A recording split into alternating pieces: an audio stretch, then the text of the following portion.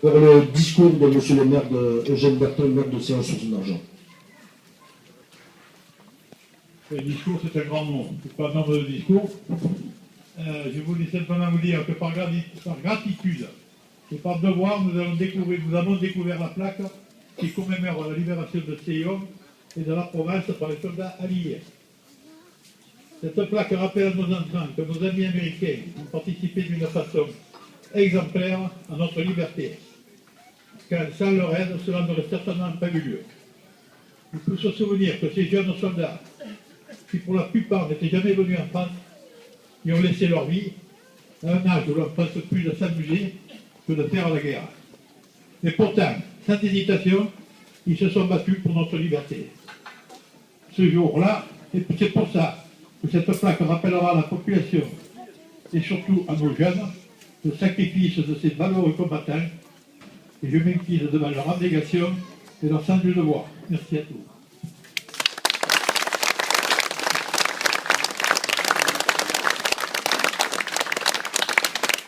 Avant de donner la parole à monsieur le sénateur du Var et à monsieur le sous-préfet, je vais dire deux petits mots sur cette journée. Voilà, monsieur le sous-préfet, monsieur le sénateur, monsieur le maire de Céans, monsieur et madame les maires des communes avoisinantes, monsieur le président de la communauté de communes, monsieur les autorités militaires, monsieur le président de l'association, messieurs les porte-drapeaux, je vais vous appeler les portes de la mémoire, monsieur le groupe de reconstitution VAR 39-45 qui est présent à toutes les cérémonies dans le département du Var.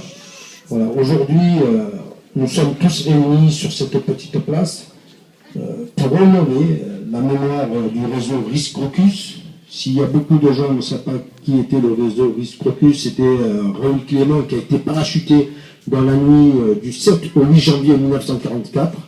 Il a créé un réseau de renseignement pour les forces alliées qui se trouvaient en Algérie, parce que Alger était la capitale de la France libre. Comme l'a dit monsieur le maire tout à l'heure, à la Stèle, il y a eu 350 messages radio, 14 parachutages, 6 cartes d'état-major. S'il y a eu le débarquement par les forces alliées accompagnées de l'armée d'Afrique, parce qu'il ne faut pas oublier cette armée qui était venue de l'autre côté de la Méditerranée, à côté de nos forces alliées. S'il y a eu ce débarquement de Provence, c'est aussi grâce à tous ces réseaux de résistants qu'il y a eu dans la région. Je voudrais dire, on a mis un parachute sur le bar, c'est symboliquement, parce que dans la nuit du 12 juillet 1944, vers les 10 h du matin, un bombardier D-24 américain qui est parti de la base du côté de Naples, qui est parti bombarder dans la région de Nîmes, de retour a été pris en chasse par une forteresse allemande. Il y a eu un combat aérien. Ce bombardier s'est écrasé entre la commune de Céans et de Ollières sur le plateau de Beauvillard. Il y a eu 10 parachutistes qui ont sauté.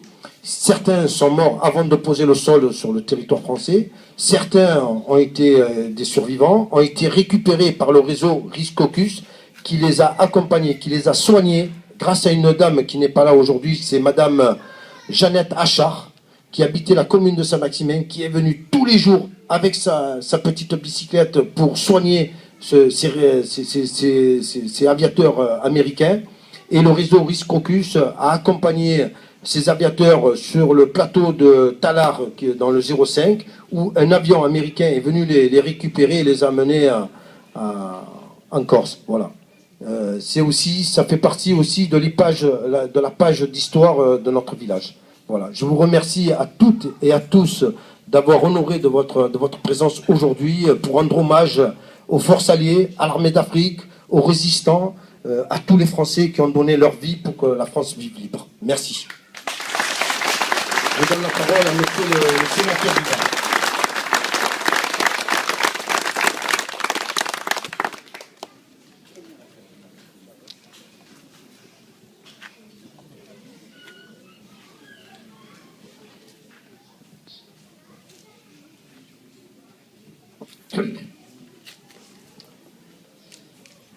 Nous voici donc rassemblés pour célébrer à la fois la libération de Seyon et la libération de la Provence et de la France, pour célébrer l'ultime étape avant l'effondrement du Troisième Reich qui se voulait millénaire. Nous le devons aux combattants des armées alliées. Cette plaque témoigne qui, pour beaucoup, au prix de leur vie, ont sorti le pays de la servitude. Nous le devons à ceux dont nous tenons notre liberté et notre dignité d'aujourd'hui. Imaginez un seul instant ce qu'aurait signifié la victoire de l'Allemagne. Nous le devons aux combattants de l'ombre, et c'est pour cela que ce passé nous parle du présent. Autrement dit, cette célébration, quelque part, nous la devons aussi à nous-mêmes. Notre liberté, en effet, n'a pas été acquise une fois pour toutes en ce beau 15 août 1944, acquise seulement par un fait d'armes, même glorieux, un fait d'armes qui ne se reproduira pas, un fait d'armes qui appartient au passé. Cette victoire, elle fut aussi celle des Français sur eux-mêmes, et c'est pour cela qu'elle demeure une affaire toujours actuelle. Le général de Gaulle le sait et le dit dès l'appel du 18 juin 40.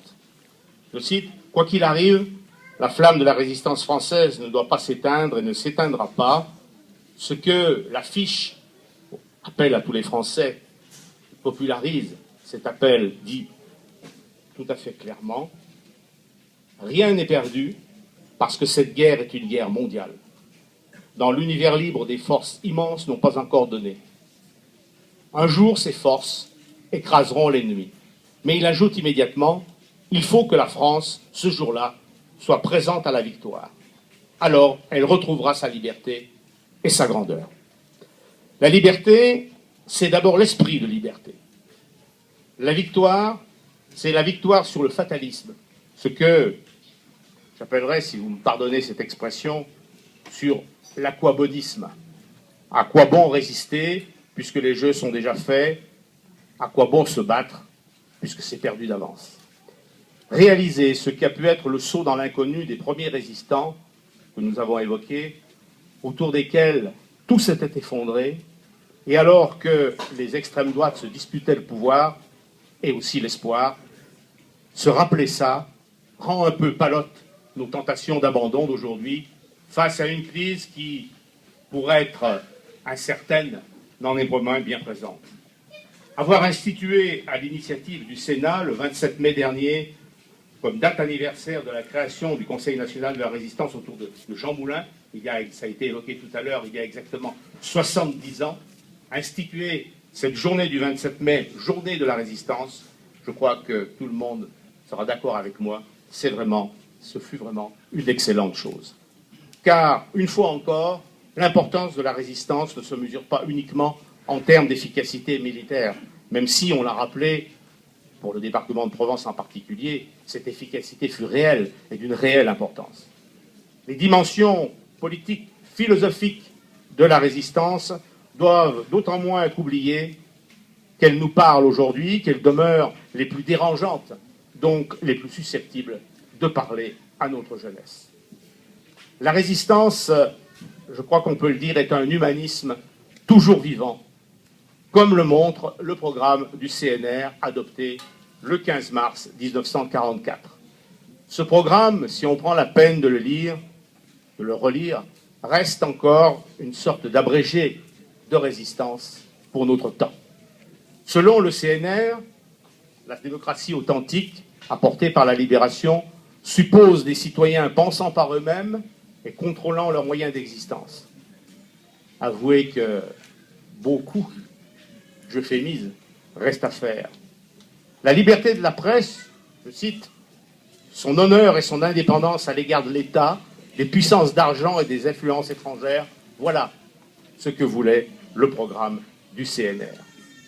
Constatons aujourd'hui que chez nous, quelques groupes, autant dire quelques hommes, possèdent l'essentiel des médias, l'essentiel de l'édition, qui se trouve plus concentré encore qu'aux États-Unis, ce qui n'est pas quand même le moindre des paradoxes.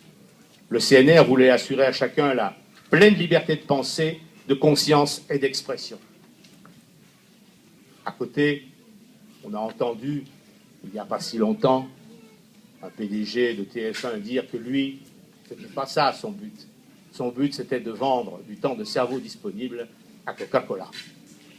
Donc, aussi le CNR, je cite encore, voulait une véritable démocratie économique et sociale impliquant l'éviction des grandes féodalités. Je passe. Il voulait, toujours ce programme du CNR, rendre les fonctions les plus hautes réellement accessibles à tous ceux qui auront les capacités requises. Le programme du CNR, donc, est à l'évidence toujours d'actualité. Et à ceux qui pensent qu'aujourd'hui les vents sont tellement contraires qu'il ne sert à rien de lutter, contre eux, je voudrais rappeler ce jugement d'un des parlementaires les plus célèbres, Georges Clemenceau, ce jugement sur Démosthène condamné à mort par l'ingratitude des Athéniens. Voilà ce que disait dans le portrait qu'il dresse de Démosthène au soir de sa vie. Ça a été le dernier ouvrage qu'il a écrit. Dans le fond de son cœur, espéra-t-il toujours contre l'espérance, ou se fit-il un point d'honneur de l'éternelle revendication d'une patrie dont il avait sauvé l'idéal? Il ne me semble pas que, dans son âme, la question ait jamais pu se poser si médiocrement. Il voulut jusqu'au bout, c'est tout ce qu'on peut dire. Je n'en dirai donc pas plus et vous remercie.